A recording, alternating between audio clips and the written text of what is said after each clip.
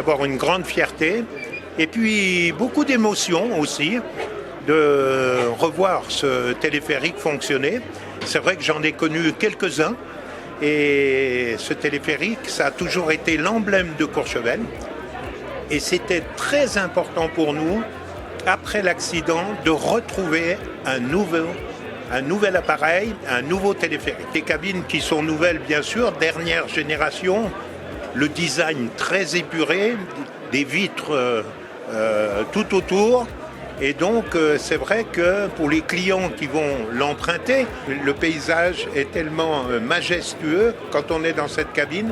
Un 360 quand on arrive là-haut, au sommet, c'est quelque chose. C'est une très grande émotion parce que effectivement c'est une remontée, mais c'est pas n'importe laquelle, c'est la remontée emblématique de Courchevel. Il faut savoir que le premier téléphérique a été construit en 1952, ça fait très longtemps. Plusieurs raisons pour lesquelles on a refait un téléphérique. D'abord, effectivement, c'était l'image.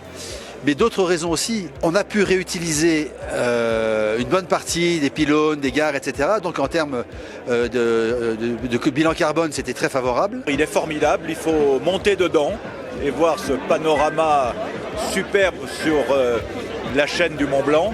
On sait que la Solire est un téléphérique emblématique à Courchevel depuis le début, qu'en 84 c'était le plus grand téléphérique et que là on aura sans doute le plus beau. Énormément de fierté du travail des équipes de la S3V, des équipes de Poma, des équipes de toutes les filiales industrielles de Poma, c'est-à-dire Comag, Sacmi, Semer et Sigma, qui ont fait un travail absolument exceptionnel. Et aujourd'hui, on a un objet absolument abouti derrière nous. Et je pense que les utilisateurs qui vont l'utiliser cette année vont être conquis par le confort, la visibilité et tout simplement un produit d'exception qui va rayonner. Alors en 84, quand la deuxième mouture avait été faite, c'était le plus gros téléphérique du monde. Et là, ce sera peut-être maintenant le plus élégant du monde dans cette nouvelle version.